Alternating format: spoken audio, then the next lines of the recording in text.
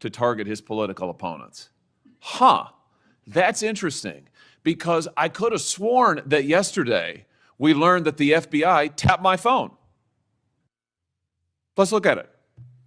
We've got a list. Tapped my phone, tapped Lindsey Graham's phone, tapped Marsha Blackburn's phone, tapped 5 other phones of United States senators.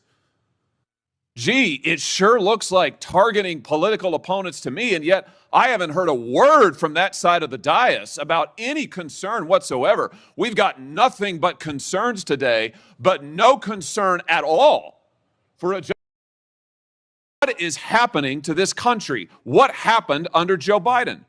Or then how about this, the infamous school board memo, where Merrick Garland, at the direction of the White House, issued a memo activating the FBI's counterterrorism division against parents who attended school board meetings and had the temerity to ask what their kids were being taught. And we know that Jack Smith was on his witch hunt because he was directed to do so by the President of the United States, Joe Biden. Hey everyone, welcome back to the channel. Today we're diving into one of the most explosive moments to ever hit Capitol Hill.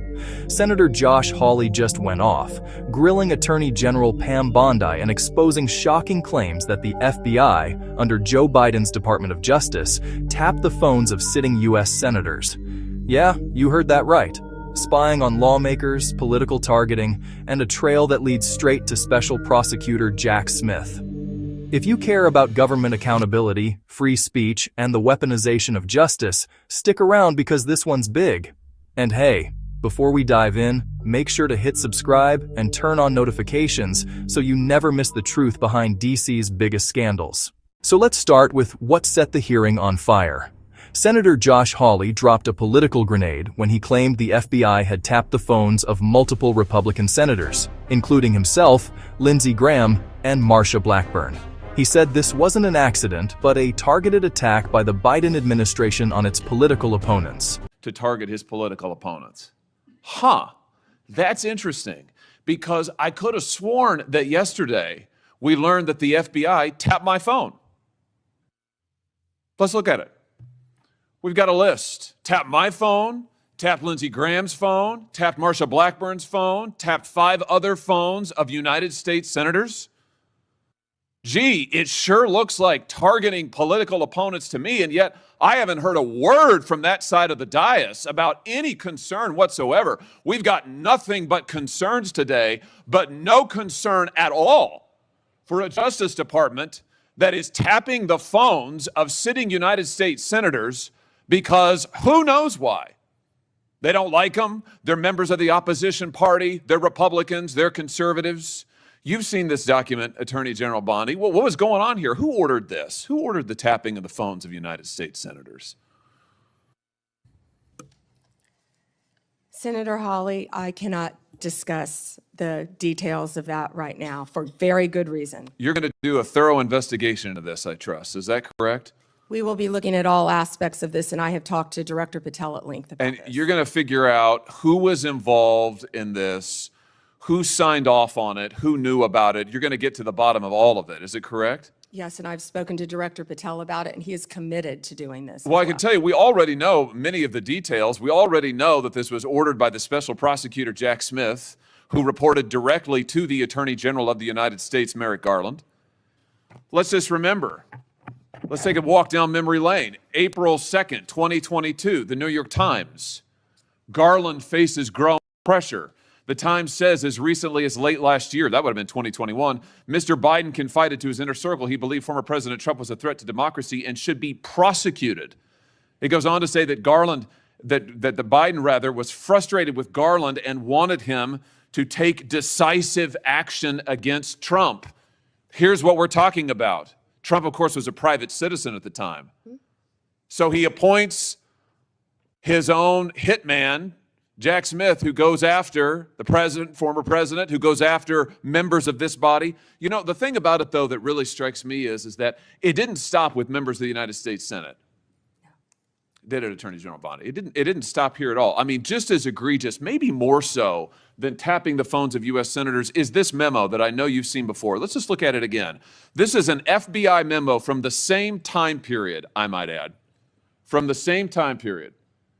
in which the Federal Bureau of Investigation attempts to recruit informants into Catholic parishes in this country. So here you have an administration that is activating the FBI against its political opponents and tapping the phones of United States senators. Can I just say that again for my colleagues, for the benefit of my colleagues on the other side of the dais? Tapping the phones of United States senators. This isn't hypothetical. This isn't maybe what will you do in the future. This isn't, oh, gee, can you imagine a situation? This happened. This happened. And this happened. The targeting of Catholics in this country because Joe Biden and his FBI didn't like Catholics who went to a certain kind of mass. I mean, good God in heaven. What? And we know that Jack Smith was on his witch hunt because he was directed to do so by the President of the United States, Joe Biden. Hawley didn't hold back. He confronted Attorney General Pam Bondi directly, demanding to know who authorized the surveillance and why federal power was being used to go after elected officials. Then came the name we all know, Jack Smith. Hawley laid it out plain. Smith, operating under Merrick Garland and allegedly at President Biden's direction, ran politically motivated investigations against Donald Trump and conservative lawmakers. He called it the ultimate weaponization of the DOJ and FBI, accusing the Biden team of turning America's top law enforcement agencies into political tools. From tapping phones to targeting religious Americans, Hawley said it all points to one thing: abuse of power at the highest level.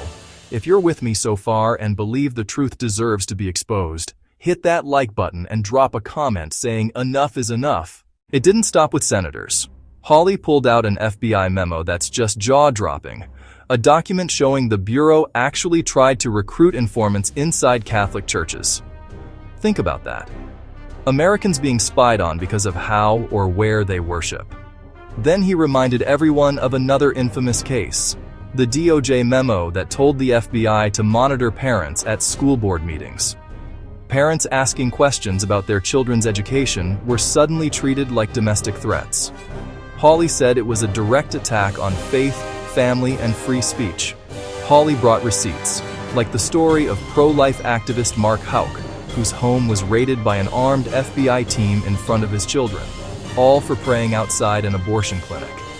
He said this wasn't law enforcement, it was intimidation.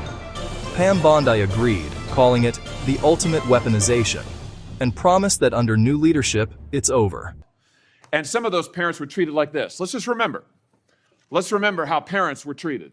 Treated like this man. That's right. A parent at a school board meeting, I think in Virginia, who was drug out of the school board meeting. He's bloodied there, you can see it.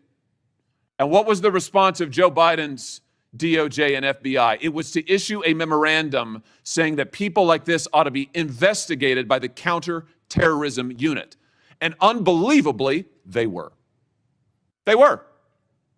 Or how about this? Let's remember Mark Houck and the pro-lifers who were prosecuted for what? For going to a clinic, an abortion clinic, and praying on a sidewalk outside an abortion clinic. This is Mark Houck and his beautiful family at Mass.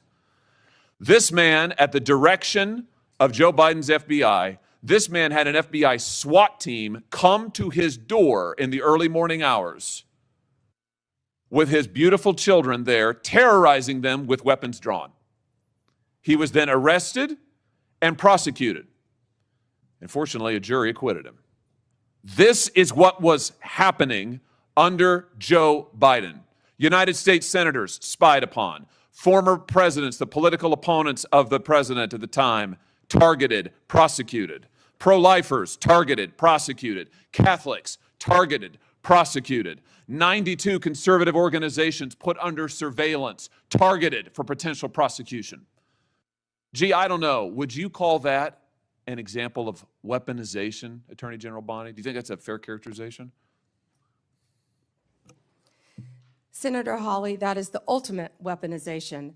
And weaponization under Donald Trump has ended. It has ended. Harmeet Dillon is running our civil rights unit, and she is doing an incredible job. No longer will parents be targeted. No longer will parents who care about whether their elementary school children have to read a transgender book be targeted and told they cannot have any say in their child's education. That has ended under this administration.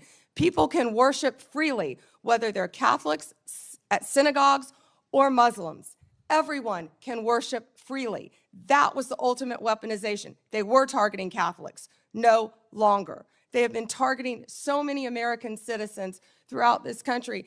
And Senator Hawley, you have been a champion of this, and thank you for being a champion of that. But under Donald Trump's watch, it has ended. You know, I think about some of the abuses of power in this country's history, and there's been, sadly, a lot of them by members of the executive branch over the years, whether it's Watergate, whether it's what J. Edgar Hoover did in his time at the FBI, spying on many public figures, RFK, MLK, JFK, you name it.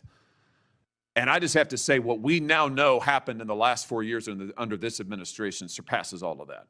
It surpasses all of it, not just for the interference in the legislative branch, not just for the blatant disregard for the separation of powers, not just for the blatant disregard for the First Amendment, but for the targeting of ordinary American citizens who can't afford lawyers, who can't afford to mount a defense, who when the FBI knocks at their door or comes with the SWAT team, they don't know what to do. It is absolutely a disgrace. It is a stain on the history of this country and on the conscience of this country, what this administration did in the last 4 years. So here's what I think needs to happen. Madam Attorney General, I think we need a special prosecutor to be appointed whose sole responsibility will be to get to the bottom of what has happened in every instance that I have just named. I think we need to know exactly who approved the wiretaps on United States senators, who knew about it, what agents were involved at DOJ or the FBI. I think we need to know exactly who signed off on the Catholic memo, the spying memo, who was involved with it, how far did it go. I think we need to know exactly who authorized the prosecution of Mark Houck, who terrorized pro-lifers and tried to intimidate them. I think we need to know that, Mr. Chairman, this committee needs to do oversight hearings. We need to have thorough hearings into what has happened these last 4 years and this abuse that has now just been uncovered, because we have to ensure that it stops. As you just said, Attorney General Bondi, we have to ensure that it stops. This chapter in American history needs to come to a close, never to be opened again. The use of the most powerful law enforcement bodies in the world against ordinary citizens and political opponents must end once and for all. And we have a chance to do it, and it needs to be done with a thorough investigation, full transparency, and those who violated laws need to be prosecuted. I thank you for what you're doing, Attorney General Bondi. I hope that you will launch a thorough investigation. I hope you'll appoint a special prosecutor. Mr. Chairman, I hope we'll hold hearings. And with that, I yield. Yeah. Before I call on Blumenthal, I want to... She said Americans can now worship freely, speak freely, and parent freely again, without fear of government retaliation. Hawley compared all of this to Watergate, even J. Edgar Hoover's worst abuses, and said what happened under Biden surpasses them all. His demand was clear: appoint a special prosecutor, hold full Senate hearings, and make sure every single official who signed off on the spying, targeting, and harassment is held accountable. He ended with a powerful message. This chapter of government weaponization must close, never to be opened again. This hearing wasn't just about politics. It was about the soul of our country. When government power is turned against its own people, freedom itself is at risk. Josh Hawley is calling for transparency, justice, and the end of political persecution. And every American should pay attention. If you believe in truth over politics, hit that subscribe button right now, tap the bell icon, and share this video with someone who needs to see it. The more people who know, the harder it becomes for corruption to hide. Thanks for watching. I'll see you in the next one, where we'll keep shining a light on what the mainstream media refuses to show you. Stay informed, stay free,